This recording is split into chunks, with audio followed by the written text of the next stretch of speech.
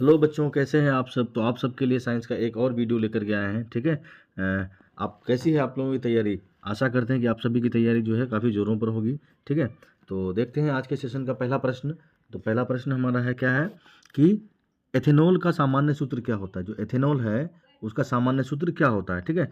हम सभी जानते हैं ना कि जितने भी फंक्शनल ग्रुप है, प्रकार्यात्मक समूह या क्रियाशील समूह है, वो सभी जो है एल्केन के साथ जुड़ करके मतलब वो एथेनॉल हो या मतलब एथेनोइक अम्ल हो या मेथेनोइक अम्ल हो, इस तरह का निर्माण करते हैं। ठीक है। तो एथेनॉल का क्या फॉर्मूला होगा। तो एथेनॉल का जानते हैं आप, फंक्शनल ग्रुप क्या होता है भाई, ओ एच होता है। एथेनॉल का क्या होता है, ओ एच होता है। क्या होता है एथेनॉल का, ओ एच होता है। ठीक है। अच्छा, उसके बाद एथेन है। एथेन मतलब कितना कार्बन, मीथेन मतलब एक कार्बन, एथेन मतलब दो कार्बन। तो इसका कौन सा ऑप्शन होगा, दो कार्बन किस में है देख लीजिए आप लोग, और ओ एच किस में है, तो ऑप्शन नंबर बी है हमारा। ठीक है। ऑप्शन नंबर बी जो है करेक्ट आंसर होगा। एथेनॉल का जो सूत्र होगा हमारा क्या होगा, C2H5OH होगा। ठीक है। चलिए आगे बढ़ते हैं, अगला प्रश्न को देखते हैं। क्या है अगला प्रश्न हमारा, आधुनिक आवर्त सारणी में कितने आवर्त होते हैं। देखिए, आधुनिक आवर्त सारणी का जो जनक है मोजले को कहा जाता है। किसको कहा जाता है, मोजले, या कहीं कहीं मोस्ले लिखा हुआ रहता है। ठीक है। तो आधुनिक आवर्त सारणी का जो जनक अगर आपको पूछेगा कि आधुनिक आवर्त सारणी का जनक या पिता जो भी कहें, तो किसको कहा जाता है, ये मोस्ले को कहते हैं। किसको कहते हैं, मोस्ले को। आधुनिक आवर्त सारणी का जनक किसको कहते हैं, मोस्ले को कहते हैं। ठीक है। और इसमें जो आवर्त होता है, आवर्त कितना होता है, 7 आवर्त होता है। कितना आवर्त होता है, 7। मतलब 36 पंक्तियों। ठीक है। आवर्त सारणी में जो 36 पंक्तियां होती है, 36 पंक्तियां, 36 पंक्तियों को क्या कहा जाता है, आवर्त कहा जाता है। 36 पंक्तियां मतलब इस तरह से जो पंक्ति होता है ना, इस तरह से, इसको क्या कहते हैं, आवर्त। और इस तरह से जो पंक्तियां होता है, इसमें तत्व स्थित रहते हैं, इसको कहा जाता है समूह, ग्रुप कहते हैं। ठीक है। तो ग्रुप कितना होता है, ग्रुप जो होता है 18 होता है। कितना ग्रुप होता है, 18, याद रखिएगा। इसको बोलते हैं उद्ग्रह स्तंभ, उद्ग्रह स्तंभ, स्तंभ। ठीक है, याद रखिएगा। आपको अगर पूछेगा कि आवर्त सारणी का जनक किसको कहते हैं, मोजले को कहते हैं। अच्छा, आवर्त सारणी में 36 पंक्तियों की संख्या कितनी है, तो 7 है। ठीक है। आवर्त सारणी में उद्ग्रह स्तंभों की संख्या कितनी है, तो 18 है। ये भी याद रखिएगा आप लोग। ठीक है।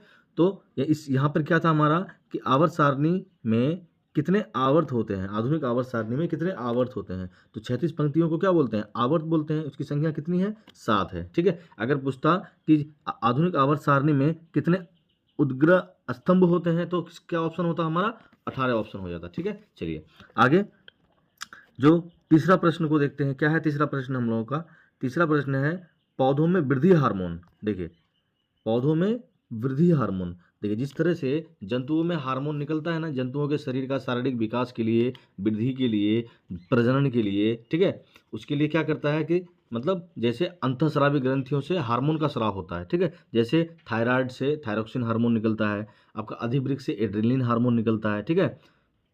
उसी तरह से ना पौधों में भी वृद्धि, विकास और विभाजन के लिए हार्मोन निकलता है। ठीक है। जिसको हम लोग बोलते हैं पादप हार्मोन। क्या बोलते हैं, पादप हार्मोन। तो मुख्य रूप से पौधों से जो है ना 5 तरह का हार्मोन निकलता है। कितने तरह का हार्मोन निकलता है, 5 तरह का हार्मोन निकलता है। ठीक है। एक तो ये है गिब्रेलिन लिखा हुआ है, ये जिब्रेलिन होता है। ठीक है, जिब्रेलिन्स। ठीक है।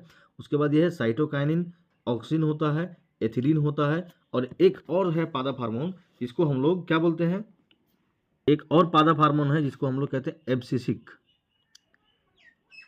एब्सिसिक अम्ल। क्या बोलते हैं, एब्सिसिक अम्ल। ठीक है। तो 5 तरह का पादप हार्मोन, पौधों से जो हार्मोन निकलता है वो 5 तरह का होता है, याद रखिएगा आप लोग। ठीक है। अच्छा, अब इनका कार्य देख लीजिए, क्या क्या कार्य होता है। ठीक है। तो सबका कुछ कुछ जो है ना इंपॉर्टेंट कार्य को आपको हम लिखा देते हैं। देखिए, जिब्रेलिन जो है ना क्या करता है, जो जिब्रेलिन है इसका मेन काम क्या है, वो तना जो होता है ना पेड़ पौधा में तना, वो तना का मोटाई और लंबाई को बढ़ाता है। इस तरह से डैश दे के लिख लीजिए कि तना का मोटाई और क्या करता है, लंबाई को बढ़ाता है। ठीक है। मतलब तना, तना का लंबाई, तना का लंबाई और मोटाई को बढ़ाता है। किसको बढ़ाता है, लंबाई और मोटाई को बढ़ाने का काम करता है, मोटाई को बढ़ाने का काम करता है ये। ठीक है।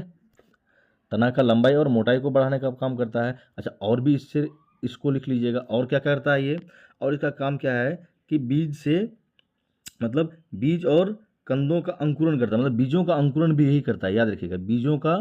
बीजों को अंकुरित करने में सहायता दिलाता है। ठीक है। बीजों का अंकुरण करता है। क्या करता है, अंकुरण करता है। ठीक है। अंकुरण करने का काम करता है ये। ठीक है। अंकुरण करने का काम करता है। ठीक है। ये दो बात याद रखिएगा, जिबरेलिन्स के बारे में दो बात याद रखिएगा। एक तो होता तना का लंबाई और मोटाई को वृद्धि करता है, बढ़ाता है, ठीक है। अच्छा, उसके बाद बीजों का अंकुरण करने का काम करता है, ठीक है। अच्छा, उसके बाद है हमारा साइटोकाइनिन। देखिए साइटोकाइनिन का क्या काम है, तो साइटोकाइनिन क्या करता है ना, कोशिका को विभाजन करने का काम करता है। मतलब एक पेड़ है उससे मतलब अलग तरह का टहनियाँ निकालने का काम करता है, मतलब कोशिका विभाजन का काम करता है। सबसे मेन यही याद रखिएगा कि कोशिका विभाजन का काम करता है। पौधों में कोशिका विभाजन का काम कौन करता है, तो साइटोकाइनिन जो है कोशिका विभाजन का काम करता है। कोशिका विभाजन, ठीक है, का काम करता है, ठीक है, कोशिका विभाजन का काम करता है, ये याद रखिएगा आप लोग, ठीक है। कोशिका विभाजन का काम करता है। उसके बाद ये भी याद रखिएगा कि इसके बाद क्या याद रखना है, मेन शाखाओं की वृद्धि करता है, ठीक है। मतलब इसके बारे में और भी लिखिए, शाखाओं की वृद्धि करता है, जो टहनियाँ है ना, शाखाओं की वृद्धि करने का काम करता है। ये क्या करता है, आपको बोल देगा कौन सा पादप हार्मोन शाखाओं की वृद्धि में सहायक होता है, तो साइटोकाइनिन, ठीक है। कौन सा पादप हार्मोन कोशिका विभाजन का काम करने, कोशिका विभाजन में सहायता प्रदान करता है, वो भी क्या होगा, साइटोकाइनिन, ठीक है। शाखाओं की वृद्धि में सहायक होता है, वृद्धि में सहायक होता है, ठीक है। अच्छा, उसके बाद एक काम और याद रखिएगा इसका, जो काफ़ी महत्वपूर्ण है, ये क्या करता है, फूल आने में तेजी लाता है, ठीक है। मतलब जो पौधा है उसमें फूल जल्दी जल्दी लाने में इसका काम है, जल्दी जल्दी फूल आ जाएगा, ठीक है। फूल लाने में तेजी करता है, तेजी करने का काम, मतलब फूल जल्दी लाता है पौधों में, तेजी करने का काम करता है ये, ठीक है, तेजी करने का काम करता है, ठीक है। तो मेन देखिए साइटोकाइनिन में आपको मेन क्या पूछेगा कि कोशिका विभाजन का काम कौन सा पादप हार्मोन का है, तो साइटोकाइनिन का है, ठीक है। शाखाओं में वृद्धि करने का काम कौन सा पादप हार्मोन का है, तो ये क्या है, साइटोकाइनिन का है, ठीक है। तो इन सब बातों को आप लोग लिख लीजिए, ठीक। आपको बोल देगा एग्जाम में कि पादप हार्मोन किसे कहते हैं, मतलब पादप हार्मोन कितने प्रकार के होते हैं, सबका कार्य को लिखे, तो सबका कार्य को आपको लिख देना है इस तरह से। अच्छा, उसके बाद हमारा क्या है, जो ऑक्सिन है, इसका काम देखिए, इसका काम सबसे मेन काम जो है ना ऑक्सिन का ही होता है। क्या होता है, ऑक्सिन का मेन काम को, ये जो है ना पौधों को बढ़ाने का काम करता है, ठीक है। पौधों को क्या करता है, बढ़ाने का, वृद्धि संबंधित काम करता है ये, ठीक है। ये क्या करता है, याद रखिएगा आप लोग, कोशिकाओं की लंबाई को बढ़ाता है। विभाजन अगर बोलता कोशिका का तो हो जाता साइटोकाइनेसिस। एक कौन सा पादप हार्मोन है हमारा, ऑक्सिन, ठीक है। इसके बारे में याद रखिएगा, ये पौधों की जड़ों में, कोशिकाओं में, ठीक है, इसको लंबाई को बढ़ाने का काम करता है, ठीक है। याद रखिएगा क्या है, कोशिकाओं की लंबाई को बढ़ाता है, ठीक है। कोशिकाओं की लंबाई में वृद्धि बढ़ाने का काम करता है ये, ठीक है। अच्छा, उसके बाद ये भी बात याद रखिएगा, इससे रिलेटेड क्या है कि जड़ व तना का वृद्धि, ठीक है, ये भी याद रखिएगा, जड़ वो तना, मतलब वृद्धि वाला जो भी बात होगा ये याद रखिएगा, जड़ और तना का वृद्धि, ठीक है, बढ़ाने का काम करता है ये, ठीक है।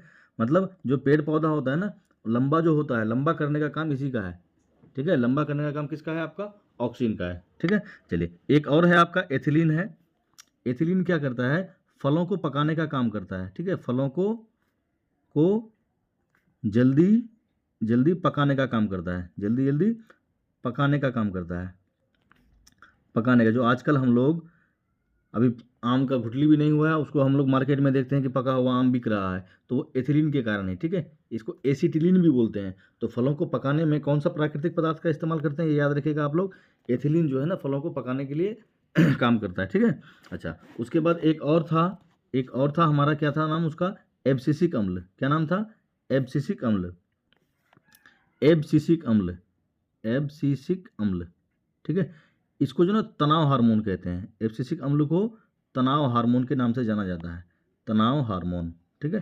तनाव हार्मोन, पौधों से निकलने वाला तनाव हार्मोन, ये क्या करता है ना, ये जो है आपका याद रखिएगा क्या करता है, पौधों से पत्तियों को गिरा देता है, ठीक है। मतलब वृद्धि को रोकने का काम करता है ये, ठीक है।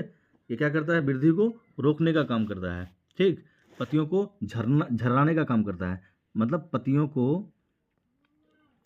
को झराने का काम करता है। पेड़ पौधा में जो पत्ता सब होता है ना, उसको झराने का काम करता है ये, ठीक है। मतलब वृद्धि को रोकने का काम करता है, पेड़ पौधों में जो वृद्धि होता है उसको रोकने का काम करता है ये। और पेड़ पौधे के पत्तियों में जो छोटे छोटे रंध्र होते हैं ना, उन रंध्रों को बंद करने का काम इसका होता है, इसलिए इसको तनाव हार्मोन कहते हैं, ठीक है। रंध्रों को बंद करने का काम करता है ये, बंद कर देता है रंध्र, जिससे पेड़ पौधे सांस लेते हैं उसको बंद करने का काम करते हैं। और उसको बंद कर देने से क्या होगा, पेड़ पौधे सांस नहीं ले पाता है, जिसके कारण धीरे धीरे पेड़ पौधों से क्या होता है, पत्तियां झरना शुरू हो जाती है। ठीक है। अच्छा, उसके बाद ये भी याद रखिएगा, बीजों को सुषुप्त अवस्था में रखता है, मतलब सुस्त बना देता है। ये जो बीजों को है ना, क्या करता है, बीजों को सुषुप्ता सुषुप्त अवस्था में रखने का काम करता है, सुषुप्त अवस्था में रखने का काम करता है। ये भी बात को याद रखिएगा आप लोग। ठीक है। तो एग्जाम में पूछेगा एफसीसी अम्ल जो पेड़ पौधों से पत्तियों को झराने का काम करता है, कौन सा पादप हार्मोन, मतलब किस पादप हार्मोन के कारण पेड़ पौधों से पत्तियां जो है टूट करके गिर जाती है, तो एफसीसी अम्ल के कारण। ठीक है। मतलब पादप हार्मोन में रंध्रों को बंद करने का काम कौन सा है, तो एफसीसी का है। बीजों को सुषुप्त अवस्था में रखने का काम कौन करता है, तो एफसीसी अम्ल करता है। ठीक है साथियों, आप लोग नोट कर लीजिए, कॉपी कलम लेकर के बैठिएगा। चलिए अगले क्वेश्चन को देखते हैं हम लोग। तो इसका क्या था, पौधों में वृद्धि, तो वृद्धि संबंधित जो भी काम होगा ना, वो क्या होगा, ऑक्सीजन का होगा। याद रखिएगा, वृद्धि वाला काम जो भी होगा ना, पौधों में वृद्धि का काम जो भी होगा, वो क्या होगा, ऑक्सीजन का होगा। तनों में वृद्धि, शाखाओं में वृद्धि, ठीक है, जड़ों में वृद्धि, जो भी वृद्धि संबंधित काम होगा वो ऑक्सीजन का होगा। ठीक है। और जो भी विभाजन बंटवारे वाला काम होगा वो होगा साइटोकाइनिन का। ठीक है। चलिए आगे बढ़ते हैं, चौथा नंबर प्रश्न को देखते हैं। आज के सेशन का जो चौथा प्रश्न है क्या है, अमीबा में प्रजनन किस प्रकार का होता है। जो अमीबा है उसमें प्रजनन जो है किस तरह का होता है। हम लोग जानते हैं ना, अमीबा जो एक कोशिकीय जीव है, उसमें जो प्रजनन होता है किस तरह का होता है, तो अमीबा में अलैंगिक जनन होता है। कैसा जनन होता है, अलैंगिक जनन। तो अलैंगिक जनन के लिए याद रखिएगा आप लोग, अलैंगिक जनन ना, अलैंगिक जनन करने के लिए माता और पिता की आवश्यकता नहीं होती है। ठीक है। मतलब कोई एक ही, या तो माता या तो पिता, मतलब कोई एक नर जनन या मादा जननांग, ठीक है, ये दोनों में से कोई एक हो जाएगा तो जो है संतान की उत्पत्ति हो जाएगी। ठीक है। और इसमें क्या होता है, कम समय में बहुत अधिक संतान की उत्पत्ति होती है। ठीक है, ये ध्यान रखिएगा आप लोग। चलिए अगला क्वेश्चन को देखते हैं, 5 नंबर प्रश्न। फूल का नर, नर मतलब पुरुष, ठीक है, नर मतलब क्या होता है, पुरुष। फूल का नर जननांग प्रजनन अंग कौन सा है, तो फूल का जो नर है ना, नर मतलब पुरुष, तो पुरुष से याद रख लीजिएगा पुंकेसर। अगर यहाँ पूछ देता मादा जननांग, फूल का मादा प्रजनन अंग पूछता, ठीक है, मादा प्रजनन अंग अगर पूछता तो उसका आंसर क्या हो जाता, स्त्री केसर। क्या आंसर होता, स्त्री केसर, स्त्री केसर। ठीक है।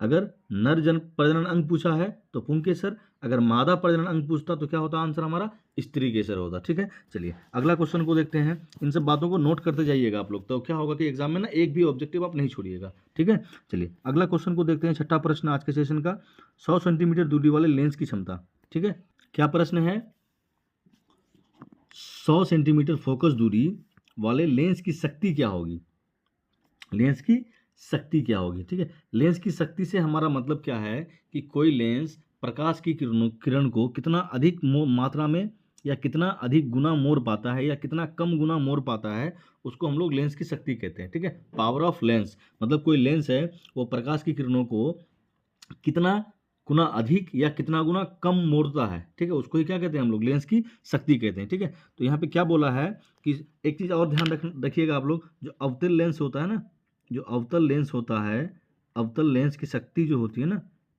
अवतल लेंस की शक्ति याद रखिएगा, अवतल लेंस की शक्ति जो होती है वो प्लस में होगा। किस में होगा, प्लस में होगा। और जो उत्तल लेंस होता है, उत्तल लेंस की शक्ति जो है ना, उत्तल लेंस की शक्ति जो है माइनस में, ये चीज़ याद रखिएगा आप लोग।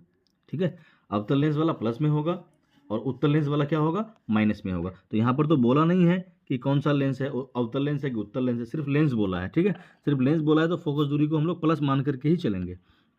तो क्या है, फोकस दूरी कितना दिया हुआ है हमको, एफ दिया हुआ है, कितना फोकस दूरी दिया है 100 सेंटीमीटर। और हम सभी जानते हैं कि जो लेंस की शक्ति निकालने के लिए फोकस दूरी का हमेशा मीटर में होना जरूरी है। किस में होना जरूरी है, मीटर में होना जरूरी है। तो 100 से भाग कर देंगे तो ये मीटर में आ जाएगा, कितना आ जाएगा, 1 मीटर। कितना आ जाएगा, 1 मीटर। अब बोला है लेंस की शक्ति, पावर ऑफ लेंस, तो P बराबर फॉर्मूला क्या होता है, 1/f होता है। P बराबर क्या होता है, 1/f। तो 1 और बटे में f भी कितना है, फोकस दूरी भी कितना है हमारा, 1 ही है। तो 1 से 1 कटेगा तो क्या आ जाएगा हमारा, 1 ही आएगा। और लेंस की शक्ति का जो मात्रक होता है वो डायोप्टर होता है। लेंस की शक्ति का मात्रक क्या होता है, डायोप्टर होता है, जिसको डी से हम लोग सूचित करते हैं। तो क्या आंसर होगा इसका हमारा, ऑप्शन नंबर ए आंसर होगा। अच्छा, यहीं पर अगर बोल देता अवतल लेंस तो प्लस वाला होता आंसर, और उत्तल लेंस बोल देता तो माइनस वाला आंसर होता। ठीक है, ध्यान रखिएगा आप लोग, प्लस माइनस ध्यान रखिएगा। चलिए अगला 7 नंबर प्रश्न को देखते हैं। 7 नंबर प्रश्न क्या, विद्युत ऊर्जा की व्यावसायिक इकाई क्या होती है। जो विद्युत ऊर्जा है हमारा, उसका व्यापारिक जो मात्रक होता है ये मांगा है। ठीक है, विद्युत ऊर्जा का व्यापारिक मात्रक क्या होता है, तो वो होता है किलोवाट घंटा। ठीक है, किलोवाट घंटा। जूल जानते हैं आप, जूल जो ऊर्जा का मात्रक होता है, कार्य का मात्रक होता है। ऊर्जा या कार्य का मात्रक क्या होता है हमारा, जूल होता है, ठीक है। वाट जो है शक्ति का मात्रक होता है। वाट किसका मात्रक होता है, शक्ति का मात्रक होता है। एम्पियर जो किसका मात्रक होता है, धारा का, विद्युत धारा का मात्रक क्या होता है भाई, एम्पियर होता है। और किलोवाट घंटा जो किसका मात्रक है, जो विद्युत शक्ति है उसका बड़ा मात्रक है, मतलब विद्युत ऊर्जा का व्यापारिक मात्रक है वो, ठीक है, किलोवाट घंटा। और हम सभी जानते हैं ना कि 1 किलोवाट घंटा बराबर होता है कितना, 3.6 गुना 10 पर पावर 6 जूल होता है। इस बात को भी याद रखिएगा, ठीक है। 1 किलोवाट घंटा बराबर कितना होता है, 3.6 गुना 10 पर पावर 6 जूल होता है, ठीक है। अच्छा, एक बात और याद रखना है कि 1 हॉर्स पावर बराबर कितना होता है, ठीक है। हॉर्स पावर का हमारा मोटर होता है, जनरेटर होता है, तो 1 हॉर्स पावर बराबर कितना होता है, 746 वाट होता है, ये भी याद रखिएगा। 1 हॉर्स पावर बराबर कितना होता है, 746 वाट होता है। एक अश्व शक्ति, हॉर्स पावर मतलब अश्व शक्ति, एच से हो गया हॉर्स, हॉर्स मतलब अश्व, अश्व मतलब घोड़ा, ठीक है। तो एक अश्व शक्ति बराबर कितना होता है, 746 वाट। इस बात को भी आप लोग याद करिएगा, ठीक है। चलिए आगे 8वां प्रश्न को देखते हैं। आहार श्रृंखला का प्रथम पोषी स्तर क्या होता है, आहार श्रृंखला का प्रथम पोषी स्तर, ठीक है। देखिए एक पिरामिड बनाते हैं, पिरामिड से आपको समझ में आ जाएगा। इस तरह से पिरामिड होता है, ये त्रिभुज बना देते हैं, इस तरह से पिरामिड बनता है, ठीक है। तो 3 भाग में इसको हम बांटते हैं, कितने भाग में बांटते हैं, 3 भाग में। तो ये जो पहला है ना, इसको कहते हैं हम लोग उत्पादक, क्या बोलते हैं इसको, उत्पादक, जो भोजन को तैयार करने का काम करता है, ठीक है। अच्छा, दूसरा नंबर पे जो आता है वो आता है क्या हमारा, उपभोक्ता। उपभोक्ता मतलब जो उस भोजन को खाने का काम करता है, उपभोक्ता। अभी जो उपभोक्ता है वो 3 तरह का होता है, जिसमें होता है शाकाहारी, मांसाहारी और सर्वाहारी, ठीक है। और लास्ट में जो होता है हमारा, यहाँ लास्ट में होता है अपघटक, डिकम्पोजर, अपघटक। ये अपघटक जो है क्या काम करता है, अपघटक में आ जाएगा जीवाणु आपका। ये सब क्या करता है कि जो भी प्रकृति में, जो हमारी मिट्टी में, प्रकृति में जो भी मतलब बेकार पदार्थ है, वज्र पदार्थ है, अपशिष्ट पदार्थ है, उसको जो है ना ये खा लेता है या मिट्टी में मिलाने का काम करता है, सरा गला करके, ठीक है। तो क्या बोल रहा है कि आहार श्रृंखला का प्रथम पोषी स्तर। अच्छा, इनमें सबको क्या कहते हैं, पोषी स्तर बोलते हैं। जैसे मान लीजिए कि ये घास है, ठीक है, घास को कौन खा रहा है, तो बकरी, ठीक है। अच्छा, इस बकरी को कौन खा लेगा, फिर शेर खा लेगा। तो इसमें से जो प्रत्येक स्तर है स्तर है ना, इसको पोषी स्तर बोलते हैं, प्रथम पोषी स्तर, इसको द्वितीय पोषी स्तर, और इसको तृतीय पोषी स्तर बोलते हैं। तो पहला कौन है, जो भोजन बनाने का काम करता है, ठीक है। तो कौन है वो, उत्पादक। उत्पादक में कौन आ जाएगा, आपका घास आ जाएगा, हरे पेड़ पौधे आ जाएगा, जो सूर्य प्रकाश की उपस्थिति में प्रकाश संश्लेषण क्रिया कर करके भोजन तैयार कर देता है, ठीक है, उसको ही हम लोग क्या बोलते हैं, उत्पादक बोलते हैं। और उपभोक्ता जो है, जो उस भोजन को खाने का काम करता है, ठीक है। अब उपभोक्ता में 3 तरह का होता है, एक होता है शाकाहारी, एक होता है आपका मांसाहारी, और एक होता है आपका सर्वाहारी, ठीक है। तो प्राथमिक उपभोक्ता कहेंगे शाकाहारी को, द्वितीयक उपभोक्ता कहेंगे मांसाहारी को, और तृतीयक उपभोक्ता हम लोग कहेंगे किसको, जो सर्वाहारी होता है, ठीक है। चलिए आगे बढ़ते हैं अगले सवाल की तरफ। अगला क्वेश्चन जो हमारा क्या है, 9 नंबर, देखिए पढ़िए, पढ़ के आंसर देने का प्रयास कीजिए आप लोग। बोला कि चिपको आंदोलन, ठीक है, चिपको आंदोलन, ये उत्तराखंड का टेहरी गढ़वाल में शुरू हुआ था चिपको आंदोलन। चिपको आंदोलन में क्या था कि जो भी अंग्रेजी शासन व्यवस्था थी ना उस समय, वो लोग पेड़ पौधों को काट करके ना वहाँ पर खेती करने के लिए मतलब ज़मीन को तैयार करता था। तो चिपको आंदोलन में वहाँ की महिलाएं जो है ना क्या करता था कि पेड़ से चिपक जाता था, पेड़ को अपने आगोश में ले लेती थी। और मतलब वहाँ के लोगों का जो कहना था क्या कि आप पहले हमको काटिए, उसके बाद पेड़ पौधों को काटिएगा, ठीक है। तो ये है चिपको आंदोलन। इसका जनक जो है ना, याद रखिएगा, चिपको आंदोलन का जनक किसको कहा जाता है, सुंदरलाल बहुगुणा को। सुंदरलाल बहुगुणा को क्या कहते हैं, सुंदरलाल बहुगुणा। सुंदरलाल बहुगुणा को चिपको आंदोलन का जनक कहा जाता है। सुंदरलाल बहुगुणा को क्या कहते हैं, चिपको आंदोलन का जनक कहते हैं। और ये चिपको आंदोलन जो है कहाँ चला था, उत्तराखंड का जो जगह है टेहरी गढ़वाल, वहाँ पर चिपको आंदोलन चला था। तो ये किसको बचाने के लिए था, वनों की अंधाधुंध कटाई के विरुद्ध चलाया गया आंदोलन था, मतलब पेड़ों को बचाने के लिए, ठीक है। चलिए अच्छा, मृदा बचाओ तो आप जानते हैं मेधा पाटेकर ने चलाया था। किसने चलाया था, मेधा पाटेकर। मेधा पाटेकर ने मृदा बचाओ, मेधा पाटेकर ने मृदा बचाओ वाला चलाया था, ठीक है। अच्छा, उसके बाद आगे अगला क्वेश्चन को देखते हैं हम लोग। एसिटिक अम्ल का आणविक सूत्र क्या होगा। तो एसिटिक अम्ल में याद रखिएगा कार्बोक्सिलिक अम्ल का क्रियाशील समूह होगा। कार्बोक्सिलिक अम्ल मतलब होता है C+O और उसके बाद होता है OH, ये, ठीक है। ये जो है एसिटिक अम्ल का कार्बोक्सिलिक फंक्शनल ग्रुप इसका क्या है, कार्बोक्सिलिक अम्ल है। तो C+OH मतलब COOH किस में है, देख लीजिए आप। और एसिटिक बोला है, ठीक है। एसिटिक बोला है, तो कौन सा ऑप्शन हो जाएगा हमारा? ऑप्शन नंबर क्या हो जाएगा हमारा? बी हो जाएगा। ठीक है साथियों, चलिए अगला प्रश्न को देखिए, क्या है अगला प्रश्न? अच्छा, मेंडलीफ की अब अष्टक का नियम दिया था, ये मेंडलीफ ने, याद रखिएगा। अष्टक का नियम कौन दिया था? मेंडलीफ, ये याद रखिएगा, अष्टक का नियम। मतलब सारे गामा पाधा निशा, वो जो बोला था ना कि प्रत्येक पहले तत्व का गुणधर्म प्रत्येक 8वें तत्व के गुणधर्म के समान होता है, ये मेंडलीफ ने ही कहा था। ठीक है, तो अष्टक का सिद्धांत कौन दिया था? अष्टक का सिद्धांत कौन दिया था? तो मेंडलीफ ने जो है ना अष्टक का सिद्धांत दिया था। मेंडलीफ ने किसका सिद्धांत दिया था? अष्टक का नियम दिया था। अष्टक का नियम या सिद्धांत, जो कहिए आप, अष्टक का नियम बोलिए या सिद्धांत बोलिए, किसने दिया था भाई? मेंडलीफ ने दिया था। ठीक है, और मतलब मोजले से पहले जो जैसे ट्राइड रूल, त्रियक का नियम दिया गया था। ठीक है, तो अष्टक मतलब परमाणु का जो आधुनिक आवर्त सारणी है ना, तो उस मोस्ले ने दिया था। और उससे पहले जितने भी मतलब वैज्ञानिक थे, वो सभी लोगों ने, जितने भी साइंटिस्ट थे, सभी लोगों ने ना वो जो तत्वों का वर्गीकरण किया था, तत्वों को बांटने का काम किया था, वो परमाणु द्रव्यमान के आवर्त फलन था। मतलब परमाणु द्रव्यमान के हिसाब से तत्वों को बांटा था। ठीक है, लेकिन मोस्ले ने क्या किया था? आधुनिक आवर्त सारणी में तत्वों को परमाणु संख्या के आधार पर बांटा था। ठीक है, तो यहाँ पे पूछा हमको कि मेंडलीफ ने तत्वों को किस आधार पर रखा था? तो वो परमाणु द्रव्यमान के आधार पर रखा था। ठीक है, चलिए आगे बढ़ते हैं अगले प्रश्न की तरफ। अगला प्रश्न जो है हमारा 12 नंबर प्रश्न क्या है? इंसुलिन का स्रवन, जो इंसुलिन हार्मोन है, इंसुलिन का स्रवन किस ग्रंथि से होता है? तो इंसुलिन का जो स्रवन है अग्नाशय से होता है। किससे होता है? अग्नाशय से। इसको मिश्रित ग्रंथि बोलते हैं। क्या बोलते हैं इसको? मिश्रित ग्लैंड बोलते हैं, मिश्रित ग्रंथि कहते हैं। क्यों कहते हैं? क्योंकि अग्नाशय जो है ना हार्मोन का भी स्राव करता है और पाचक रस का भी स्राव करता है। ठीक है, एमाइलेज, लाइपेज और ट्रिप्सिन, ये पाचक रस है। ठीक है, उसके बाद इंसुलिन का हार्मोन भी करता है और ग्लूकागोन का भी हार्मोन मतलब हार्मोन का स्राव करता है ये। ठीक है, तो अग्नाशय को क्या कहते हैं हम लोग?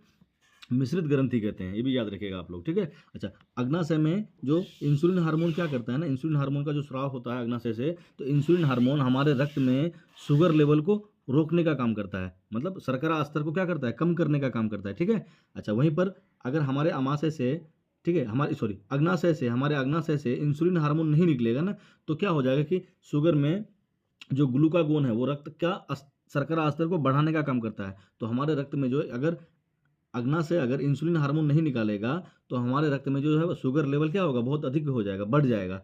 तो जिसके कारण से हमको मधुमेह रोग हो जाएगा। क्या हो जाएगा? डायबिटीज़ नामक बीमारी हो जाएगा हमको। अगर तब हमको डॉक्टर के पास जाना पड़ेगा और डॉक्टर जो है इंसुलिन का टीका देगा हमको। तो एक सवाल पूछता है कि मधुमेह के रोगियों को कौन सा टीका दिया जाता है? तो इंसुलिन का टीका दिया जाता है। तो मधुमेह का रोग क्यों होता है, क्यों इंसुलिन का टीका दिया जाता है? क्योंकि अग्नाशय जो है ना इंसुलिन हार्मोन नहीं निकालता है, इसलिए। ठीक है, अच्छा, उसके बाद है आपका, देखिए, थायराइड से थायरोक्सिन हार्मोन निकलता है, आप जानते हैं। थायरोक्सिन, थायराइड से कौन सा हार्मोन निकलता है आपका? थायरोक्सिन हार्मोन निकलता है, थायरोक्सिन हार्मोन, जिसमें जो है ना आयोडीन तत्व पाया जाता है। आयोडीन तत्व पाया जाता है। अगर थायराइड थायरोक्सिन हार्मोन को नहीं निकालेगा ना, तो हमको क्या हो जाएगा? गलकंठ हो जाएगा, जिसको ग्वाइटर बोलते हैं ना। एक साइड में जो होगा ना गर्दन के ऊपर में, गाल के नीचे फूल जाएगा वो ग्वाइटर, जिसको गलकंठ बोलते हैं हम लोग। तो इसमें जो होता है ना आयोडीन होता है। क्या होता है? आयोडीन, आयोडीन तत्व पाया जाता है। तो आयोडीन की कमी से जो होता है, कौन सा रोग होता है जानते हैं ना? ग्वाइटर। अच्छा, अधिवृक्क में जो है ना, अधिवृक्क में कौन सा हार्मोन का स्राव होता है? अधिवृक्क से एड्रीनलिन हार्मोन निकलता है। कौन सा हार्मोन निकलता है? Adrenaline hormone. एड्रीनलिन हार्मोन का स्राव होता है अधिवृक्क से, और इसको बोलते हैं लरो और उरो हार्मोन। क्या बोलते हैं इसको? लरो और उड़ो हार्मोन, ये भी याद रखिएगा। लरो और उड़ो हार्मोन बोलते हैं इसी को। एड्रीनलिन को क्या बोलते हैं? लरो और उरो हार्मोन। अब एड्रीनलिन जो है ना, इसको आपातकालीन हार्मोन भी बोलते हैं। क्या बोलते हैं इसको? आपातकालीन हार्मोन। ठीक है, मतलब डर के समय में या अचानक से कोई बात सुन लिए, तो उस समय जो है ना हमारे दिल के आसपास जो है ना अधिवृक्क होता है, और वहाँ से जो है ना अचानक से एड्रेनलिन हार्मोन का स्राव होता है। और हम लोग क्या होता है, अचानक कभी कभी चौंक जाते हैं ना, तो वो एड्रेनलिन हार्मोन के स्राव होने से ही हम लोग अचानक चौंकते हैं। ठीक है, अच्छा, इसके बारे में हम लोग जानते हैं, इसको मास्टर ग्रंथि बोलते हैं। मास्टर ग्रंथि बोलते हैं। ठीक है, मास्टर ग्रंथि कहते हैं। पीयूष ग्रंथि को क्या बोलते हैं? मास्टर ग्रंथि। अच्छा, इसको मास्टर ग्रंथि क्यों कहते हैं? क्योंकि जो पीयूष ग्रंथि है ना, पीयूष ग्रंथि जो है हमारे अंतःस्रावी ग्रंथियों से निकलने वाले जो भी हार्मोन है उसका नियंत्रण करता है, कंट्रोल करता है। ठीक है, इसलिए इसको बोलते हैं क्या? मास्टर ग्रंथि बोलते हैं। ठीक, चलिए आगे बढ़ते हैं। आशा करते हैं कि आप सभी जो है ना ये सब बातों को अपने कॉपी में नोट कर रहे होंगे। अगर नोट कर रहे होंगे ना तो एग्जाम में एक भी ऑब्जेक्टिव आप नहीं छोड़िएगा, 40 में 40 आपका ऑब्जेक्टिव एकदम सही होगा। ठीक है, चलिए आगे अगला सवाल को देखते हैं। क्या है अगला क्वेश्चन? अच्छा, पौधों में किसके कारण फूल और फल जल्दी पकते हैं? अच्छा, आपको ऊपर बताया हम, जो पौधा होता है, पौधों से एक तरह का हार्मोन निकलता है, ठीक है, जो फूल और फल को जल्दी पकाने का काम करता है। ठीक है, तो कौन है वो, बताइए कौन सा हार्मोन है? वो एथिलीन है। एथिलीन हार्मोन क्या करता है कि पौधों में फूल और फलों को पकाने में मदद करता है, जल्दी पका देता है। ठीक है, साइटोकाइनिन के बारे में आपको बताइए, कोशिका विभाजन करता है। ऑक्सीन के बारे में बताया आपको, ये क्या करता है? वृद्धि और विकास का काम करता है। ठीक है, शाखाओं में वृद्धि, जड़ों में वृद्धि, तनाव में वृद्धि, सब में वृद्धि का काम करता है। ठीक है, अच्छा, जिबरेलिन के बारे में भी आपको पहले ही बता दिए हैं हम। चलिए आगे अगला सवाल को देखते हैं। अगला सवाल जो है 14 नंबर, मानव में भ्रूण का विकास कहाँ होता है? तो मानव में नहीं, स्पेशली जो है महिलाओं में, जो है ना, स्त्रियों में, मादाओं में भ्रूण का विकास होता है। भ्रूण मतलब बच्चा का विकास होता है, तो कहाँ होता है? वो गर्भाशय में होता है। ये भी याद रखिएगा आप लोग, किसमें होता है? गर्भाशय में जो है ना, क्या होता है? मानव में भ्रूण का विकास होता है। चलिए आगे बढ़ते हैं, अगला क्वेश्चन को देखते हैं। अगला, निकट दृष्टि दोष में फोकस कहाँ पर बनता है? देखिए, निकट दृष्टि दोष और एक होता है दूर दृष्टि दोष। ठीक है, हम, ये आपका क्या है भाई? ये आपका आँख है। ये क्या है आपका? आँख। ठीक है, ये आपका क्या है? आँख। दोनों रोग अभी खत्म हो जाएगा। ठीक है, और ये हमारा आँख का जो पिछला हिस्सा होता है, पर्दा की तरह काम करता है, इसको हम लोग बोलते हैं रेटिना। क्या बोलते हैं? कोई वस्तु हमको कब दिखाई देती है? जब उस वस्तु का प्रतिबिंब रेटिना पर बने। ठीक है, अब मान लीजिए कि यहाँ पर कोई है, यहाँ पर कोई लड़का खड़ा है। ठीक है, कोई लड़का यहाँ पर क्या है?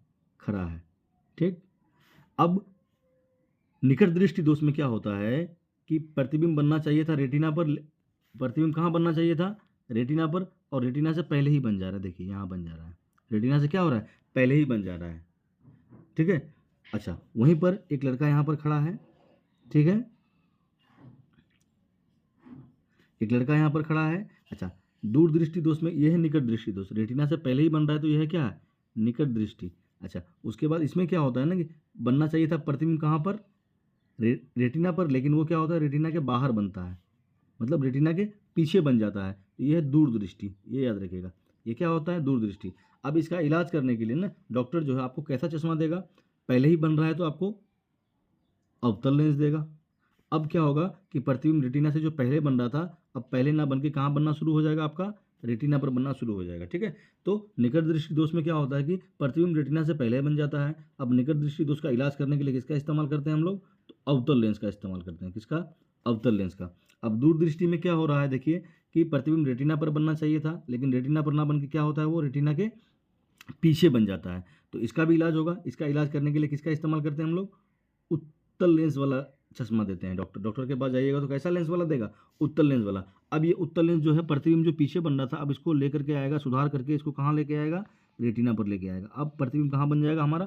रेटिना पर बन जाएगा। याद रखिएगा आप लोग। ठीक है, तो इसका क्या आंसर होगा? ए होगा, बी होगा, सी होगा? आप लोग देख लीजिए, खुद दे दीजिए क्या आंसर होगा। चलिए आगे बढ़ते हैं अगले सवाल की तरफ। जो अगला है हमारा 16 नंबर प्रश्न है। 16 नंबर प्रश्न क्या कह रहा है? देखिएगा, किसी परिपथ में, ठीक है, कोई विद्युत परिपथ है, उस परिपथ में 3 ओम 6 ओम का प्रतिरोध है। ठीक है, और उसको कैसे जोड़ा है? समांतर क्रम में जोड़ा है। तो तुल्य प्रतिरोध क्या होगा? तो हम जानते हैं ना, हम सभी जानते हैं कि समांतर क्रम में जोड़ने पर प्रतिरोध को जो ना बट्टा में लिखते हैं, तो 1 बटे आपका R1 हो जाएगा, और 1 बटे आपका क्या हो जाएगा? R2 हो जाएगा। तो देखिए, R1 का मतलब है पहला रेजिस्टेंस, पहला प्रतिरोध क्या है? 3 ओम है। दूसरा क्या है आपका? दूसरा क्या है आपका? 6 ओम है। अच्छा, इसको बट्टे का जोड़ कीजिएगा आप लोग तो 6 एलसीएम होगा। ठीक है, अच्छा, उसके बाद कीजिए, भाग कीजिए आप, कितना हो जाएगा?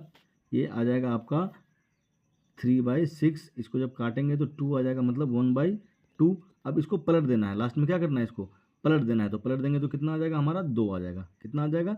2 आ जाएगा। 2 ओम हो जाएगा। कितना हो जाएगा?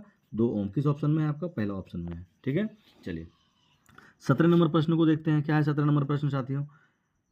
पाचन में पेप्सिन एंजाइम किसको तोड़ता है? देखिए, 3 चीज़ है आपको हम बताएं ना, जो अग्नाशय है ना, 3 तरह का पाचक रस निकलता है।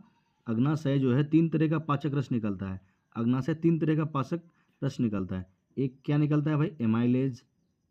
एमाइलेज एक निकलता है, एमाइलेज। ठीक है, अच्छा, एक निकलता है आपका लाइपेज। एक क्या निकलता है? लाइपेज, ये लो है। ठीक है, एक लाइपेज, एक निकलता है हमारा लाइपेज। अच्छा, तीसरा एक क्या निकलता है हमारा? ट्रिप्सिन। क्या निकलता है? ट्रिप्सिन। एक निकलता है हमारा ट्रिप्सिन, ठीक है, क्या निकलता है, ट्रिप्सिन। तो अग्नाशय को इसलिए ना बोलते हैं हम लोग कि ये जो है ना मिश्रित ग्रंथि है, ये हार्मोन को भी निकालता है और पाचक रस भी निकालता है। तो देखिए एमाइलेज जो है ना कार्बोहाइड्रेट, जो हम लोग रोटी चावल खाते हैं उससे मिलता है कार्बोहाइड्रेट, तो कार्बोहाइड्रेट को पचाने का काम करता है, कार्बोहाइड्रेट को पचाने का काम करता है, कार्बोहाइड्रेट को क्या करता है, पचाने का काम करता है कौन, एमाइलेज।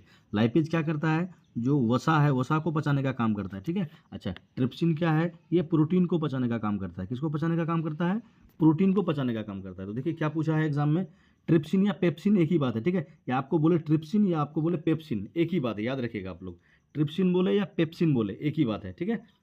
होता है ना कभी कभी दो दो नाम होता है किसी व्यक्ति का, तो ऐसा ही है, या तो बोले आपको ट्रिप्सिन या बोले आपको पेप्सिन, एक ही बात है, ठीक है। तो किसका पचाने में सहायक है, आपको देखिए किसको तोड़ने का काम करता है, तो प्रोटीन को, ठीक है, किसको तोड़ने का काम करता है, प्रोटीन को। अगर आपको बोले वसा को, तो वसा को क्या हो जाता है, आंसर हमारा लाइपेज होता। अगर कार्बोहाइड्रेट होता तो क्या होता, एमाइलेज हो जाता, ठीक है, याद रखिएगा, इसको लिख लीजिए कॉपी में आप लोग, ठीक। अच्छा एक ये भी सवाल था, आपको पूछ देगा कि अग्नाशय को मिश्रित ग्रंथि क्यों कहते हैं, तो आप समझ गए होंगे, क्योंकि अग्नाशय जो है ना मतलब हार्मोन का भी स्राव करता है और क्या बोलते हैं उसको, पाचक रस का भी स्राव करता है, इसलिए इसको बोलते हैं हम लोग मिश्रित ग्रंथि बोलते हैं अग्नाशय को, ठीक। चलिए आगे अगला क्वेश्चन को देखते हैं। अगला जो 18 नंबर प्रश्न है, ओम का नियम किसके बीच के संबंध को बताता है। जो ओम का नियम है, जॉर्ज साइमन ओम ने ओम का नियम दिया था, ठीक है, जॉर्ज साइमन ओम ने किसका नियम था, ओम का नियम दिया था। तो ओम के नियम के अनुसार क्या था कि अगर कोई तार है, ठीक है, और उस वो जो तार है उसका अगर लंबाई चौड़ाई और गुणवत्ता में अगर कोई बदलाव नहीं करे, और जो मौसम है मतलब तापमान अगर सेम रहे, तो जो है ना भी और आई के बीच जो होगा वो समानुपाती संबंध होगा, ठीक है। मतलब कि ये जो तार है हमारा, इस तार का एक बिंदु ए है और एक बिंदु हमारा क्या है, बी है। तो इन दोनों बिंदुओं के बीच का जो विभवांतर है, ठीक है, और इस तार के बीचों बीच इस तार से होकर के जो बहने वाली विद्युत धारा है, उसके बीच जो है ना समानुपाती संबंध होता है। कैसा संबंध होता है, समानुपाती संबंध होता है, ठीक है। जॉर्ज साइमन ओम ने ऐसा कहा था, ठीक है, समानुपाती संबंध होता है। मतलब कि अगर हम जैसे जैसे वोल्टेज को बढ़ाएंगे ना, तो इस तार में से जो करंट है वो भी क्या होगा, बढ़ेगा, ठीक है। वोल्टेज को और ज़्यादा करेंगे तो करंट क्या होगा, और ज़्यादा होगा। मतलब वोल्टेज को और कम करेंगे तो करंट क्या होगा, और कम होगा। ये था ओम का नियम, ठीक है। अच्छा ओम का नियम में ही क्या था कि अगर इसको हम हटाएंगे ना, इसको अगर समानुपाती वाला चिन्ह को, इसको अगर हम लोग हटाते हैं तो भी बराबर एक चीज़ प्राप्त होता था आई आर, और जहाँ पे आर जो था, आर जो होता है स्थिरांक होता है, कांस्टेंट मान होता है, स्थिरांक। आर जो है नियतांक होता है, मतलब इसका मान जो है ना देखा गया हर कंडीशन में, विद्युत धारा को बढ़ा करके देखा गया, सॉरी विभवांतर को बढ़ा करके देखा गया, घटा करके देखा गया, हर कंडीशन में जो आर का मान होता है फिक्स मान आता है, वो आर को क्या बोलते हैं, स्थिरांक। तो एक सवाल ये पूछता है आपको कि ओम का नियम में किसका मान अचर रहता है, अचर मतलब स्थिर रहता है, मतलब किसका मान नियत रहता है, ठीक है। तो प्रतिरोध का मान क्या होता है, नियत रहता है, ठीक है। और यहीं से जो है प्रतिरोध का मात्रक भी निकल के आता है ओम, प्रतिरोध का क्या मात्रक होता है, ओम होता है, ये भी बात याद रखिएगा आप लोग, ठीक। अच्छा उसके बाद यहाँ पर क्या था कि एक फॉर्मूला भी आता है, भी बराबर क्या आ जाता है, आई आर आ जाता है, ठीक है। तो अब सवाल को पढ़िए एक बार, अब खुद आप आंसर दे दीजिएगा।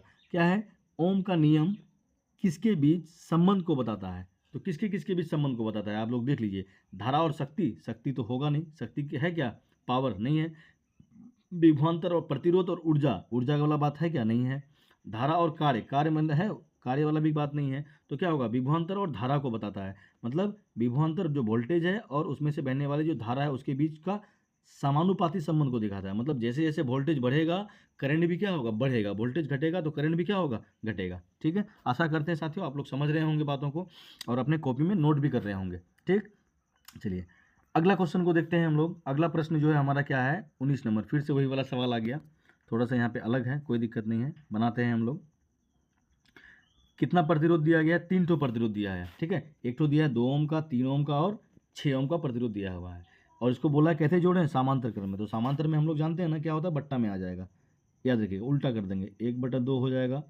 अच्छा उसके बाद 1/3 हो जाएगा, उसके बाद 1/6 हो जाएगा। तो इसका एलसीएम लीजिएगा आप, बट्टे का जो जानते हैं 6 एलसीएम होगा, यहाँ पर हो जाएगा 3, यहाँ पर हो जाएगा 2, यहाँ पर हो जाएगा 1। अब इनको जोड़िएगा तो 6/6 कितना आ जाएगा, कट करके भाई 1 आ जाएगा कितना आ जाएगा, 1 ओम हो जाएगा। कितना ओम हो जाएगा, 1 ओम हो जाएगा, ठीक है। चलिए अच्छा ये तो है आपका, इधर तो लेके आ रहे हैं साइंस का। उसके बाद 1 तारीख से जो है ना आपका मैथ का चलेगा, ऑब्जेक्टिव जो है 50-50 ऑब्जेक्टिव चलेगा मैथ का, और उसके बाद जो प्रीवियस ईयर जो भी क्वेश्चन पूछा गया है, मतलब पिछले साल 2024 में, 2023 में, 2022 में, 2021 में, 2020 में क्या क्या साइंस में, सोशल साइंस में, मैथ में क्वेश्चन पूछा है, वो लेकर के आएंगे आप लोग का, ठीक है। कंप्लीट सीरीज एकदम लेके आएंगे प्रीवियस ईयर वाला, ठीक। चलिए 20 नंबर प्रश्न क्या है, लोहा जब नमी एवं ऑक्सीजन के संपर्क में आता है। लोहा जब है, जो लोहा है हमारा, नमी, ठीक है, और ऑक्सीजन, ऑक्सीजन मतलब वायु समझ लीजिए, के संपर्क में आता है तो कौन सा यौगिक बनाता है। तो देखिए जब भी लोहा होगा ना, ऑक्सीजन और नमी के संपर्क में आएगा तो उस पर जंग लग जाएगा। क्या हो जाएगा, जंग लग जाएगा। तो जंग का सूत्र आपको पहले ही हम बताए हैं, ये जो होगा जंग का फॉर्मूला होगा, ठीक है। तो कौन सा ऑप्शन होगा हमारा करेक्ट, ए नंबर ऑप्शन जो होगा क्या होगा, करेक्ट होगा। चलिए आगे बढ़ते हैं। 25 क्वेश्चन का सीरीज है। 21 नंबर में, हेलोजन किस समूह में पाए जाते हैं। जो हेलोजन है ना, वो किस समूह में पाए जाते हैं। समूह की संख्या बताया ना आपको, आधुनिक आवर्त सारणी में कितने समूह होते हैं, तो 18 समूह है। कितना समूह होता है, 18 समूह होता है। और आवर्त कितना होता है, 7 होता है, ठीक।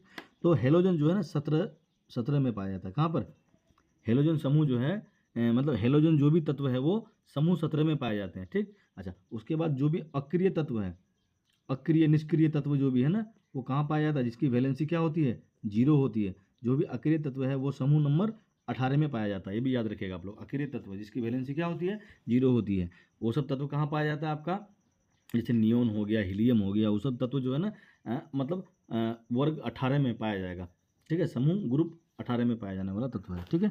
चलिए आगे 22 नंबर प्रश्न है, रात्रि अंधता मतलब नाइट ब्लाइंड, मतलब रतौंधी जिसको हम लोग बोलते हैं। रात्रि अंधता मतलब रतौंधी, रात में दिखाई नहीं देगा, तो किसकी कमी से होता है जानते हैं ना आप लोग, विटामिन ए की कमी से क्या होता है आपको, रतौंधी होता है, नाइट ब्लाइंडनेस, ठीक है। अच्छा, विटामिन बी की कमी से हम जानते हैं सभी, बेरी बेरी, नहीं जानते हैं तो नोट कर लीजिए, बेरी बेरी नामक रोग होता है। क्या होता है, बेरी बेरी। अच्छा, विटामिन सी की कमी से क्या होता है, स्कर्बी होता है। क्या होता है, स्कर्बी। विटामिन डी की कमी से क्या होता है भाई, रिकेट्स। ये सब बात को लिख लीजिए। रिकेट्स मतलब हड्डी मुलायम हो जाएगा और बाद में जो है ना क्या हो जाएगा, मुलायम होकर वो हड्डी मुड़ जाएगा, ठीक। चलिए 23 नंबर प्रश्न के देखते हैं। 23 नंबर प्रश्न क्या है, पारिस्थितिक पिरामिड में सबसे नीचे कौन रहता है, बताए। देखिए आपको त्रिभुज बना करके शुरू में ही बता दिए थे हम कि ये 3 भागों में होता है। तो यहाँ पर क्या होता है भाई, उपभोग, क्या होता है, उत्पादक, जो भोजन तैयार करने का काम करता है उसको बोलते हैं उत्पादक। यहाँ पर क्या होता है, उपभोक्ता, जो उस भोजन को खाने का काम करता है, उपभोक्ता, ठीक। अच्छा, यहाँ पर लास्ट में क्या होता है आपका, अपघटक होता है। लास्ट में क्या होता है, अपघटक होता है। आपको अभी पूछा पारिस्थितिक पिरामिड में सबसे नीचे कौन रहता है, तो सबसे नीचे कौन रहेगा, उत्पादक। अच्छा, आपको सबसे नीचे नहीं पूछेगा, पूछेगा बीच में कौन रहता है, तो उपभोक्ता। आपको पूछेगा सबसे ऊपर कौन रहता है, तो अपघटक, ठीक है। तो सबसे नीचे कौन है, उत्पादक। और उत्पादक जो होता है कौन होता है, हरे पेड़ पौधे। उत्पादक में आंसर नहीं देगा तो क्या देगा, हरे पेड़ पौधे, भी आंसर हमारा सही होता है, ठीक है। अच्छा, उसके बाद उपभोक्ता जो है ना, ये उपभोक्ता ये 3 तरह का होता है। ये 3 तरह का, कितना तरह का होता है, 3 तरह का होता है। उपभोक्ता कितना तरह का होता है, याद रखिएगा 3 तरह का, तो शाकाहारी, मांसाहारी और सर्वाहारी, ठीक। चलिए 24 नंबर प्रश्न को देखते हैं। लगता है कि आज के सेशन का ये सेकंड लास्ट प्रश्न है। 24 नंबर प्रश्न को पढ़िए, क्या है 24 नंबर प्रश्न, और खुद से आंसर देने का प्रयास कीजिए आप लोग। वनों की अंधाधुंध कटाई से सबसे अधिक हानि किसको होती है। जो वन है, जो जंगल है, उसका अंधाधुंध कटाई करने से सबसे ज़्यादा नुकसान किसको होता है, मृदा मृदा को, मृदा संरक्षण, या जल को, या जीवाश्म ईंधनों को, या खनिज को। तो देखिए वनों का अंधाधुंध अगर हम लोग कटाई कर देंगे ना, तो भूक्षरण शुरू हो जाएगा, मतलब मिट्टी का कटाव होना शुरू हो जाएगा, ठीक है। तो सबसे ज़्यादा जो नुकसान होगा वो किसको होगा, मिट्टी को होगा। मृदा संरक्षण को सबसे ज़्यादा नुकसान पहुंचेगा अगर वनों को हम लोग अंधाधुंध कटाई कर देते हैं। चलिए अगला क्वेश्चन देखिए क्या है हमारा। अगला क्वेश्चन है, देखिए अगला क्वेश्चन है क्या, ऑक्सीकरण, इसको उपचयन भी बोलते हैं, ऑक्सीडेशन, याद रखिएगा इसको क्या बोलते हैं, उपचयन, उपचयन अभिक्रिया, ठीक। उपचयन अभिक्रिया, ठीक है। उपचयन अभिक्रिया में 3 चीज याद रखिएगा। क्या क्या 3 चीज याद रखना है, एक, उपचयन कब होगा, जब ऑक्सीजन का वृद्धि होगा। ऑक्सीजन में वृद्धि मतलब ऑक्सीजन में नहीं, ऑक्सीजन का वृद्धि, मतलब किसी तत्व में ऑक्सीजन बढ़ेगा, क्या होगा, ऑक्सीजन की वृद्धि, ऑक्सीजन की वृद्धि। अच्छा, उसके बाद हाइड्रोजन की कमी, मतलब ह्रास, हाइड्रोजन की कमी। और एक चीज़ याद रखिएगा आप लोग, क्या, इलेक्ट्रॉन का त्याग। इलेक्ट्रॉन जो होता है ना जी, इलेक्ट्रॉन का त्याग, इलेक्ट्रॉन का त्याग करना, ठीक है। जैसे आप समझ लीजिए बात को, जैसे मान लीजिए कोई यौगिक था H2O, ठीक है, उसको हम गरम उरम किए तो क्या हुआ, गरम करने पर H2 अलग हो गया और ऑक्सीजन क्या हो गया, अलग हो गया, ठीक है। तो यहाँ पर देखिए क्या हुआ, इसमें ऑक्सीजन कमा है ना, ऑक्सीजन की कमी नहीं, ऑक्सीजन की क्या होना चाहिए, वृद्धि होना चाहिए। अगर कमी होगा तो वो फिर क्या हो जाएगा, अपचयन अभिक्रिया हो जाएगा, ठीक है। ऐसे इसको क्या बोलते हैं हम लोग, उपचयन बोलते हैं। क्या बोलते हैं, उपचयन, ऑक्सीडेशन रिएक्शन, ठीक। ये तीन चीज़ को याद रखिएगा आप लोग, ये तीन चीज़ को क्या रखना है, आपको याद रखना है। उपचयन अभिक्रिया में क्या होता है, ऑक्सीजन की वृद्धि होती है, हाइड्रोजन की कमी होती है और इलेक्ट्रॉन का त्याग होता है। ये तीनों बात को आप लोग याद रखिएगा, ठीक। अच्छा, उसका उल्टा अपचयन अभिक्रिया में क्या होगा, अनऑक्सीकरण में क्या होगा, जो वृद्धि है वो क्या हो जाएगा, आपका कमी हो जाएगा, ठीक। मतलब अगर अपचयन अभिक्रिया पूछता तो यहाँ पे क्या होता, ऑक्सीजन की कमी, हाइड्रोजन की वृद्धि और इलेक्ट्रॉन का ग्रहण हो जाता, त्याग नहीं होता, क्या हो जाता, ग्रहण हो जाता। तो इसका आंसर क्या होगा, आप लोग खुद सोचिए क्या होगा आंसर, क्या आंसर होना चाहिए इसका। ऑक्सीकरण अभिक्रिया में क्या होगा, ऑक्सीजन का त्याग होगा क्या, त्याग लिखा है क्या, नहीं है, ऑक्सीजन का त्याग होगा क्या, नहीं होगा। अच्छा, हाइड्रोजन का ग्रहण होगा क्या, नहीं होगा। देखिए, हाइड्रोजन का ग्रहण मतलब हाइड्रोजन को लेगा नहीं, हाइड्रोजन इसमें से घटेगा और भी, ये भी नहीं होगा। इलेक्ट्रॉन का त्याग होगा, देखिए यहाँ तीसरा ऑप्शन में क्या लिखा हुआ है, इलेक्ट्रॉन का त्याग होगा, इसको ध्यान रखिएगा, ठीक।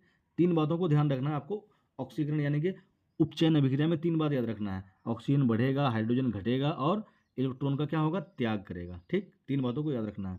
तो आशा करते हैं साथियों आप लोग यहाँ तक अगर पहुँचे होंगे तो वीडियो जो है आप लोगों के लिए काफ़ी उपयोगी साबित होगा। आप लोग कॉपी कलम अगर लेकर के बैठे हैं, जो जो बातों को हम बोले हैं या जो जो बातों को लिख पाए हैं उन सभी को आप लोग अगर नोट करिएगा ना एक कॉपी में, तो आपको एग्जाम में ना काफ़ी मतलब सहायता मिलेगा, ठीक है। चलिए आगे बढ़, आगे क्या बढ़ना है, अब तो क्वेश्चन ही खत्म हो गया। आशा करते हैं साथियों आप सभी मन लगा करके पढ़ रहे होंगे, ठीक।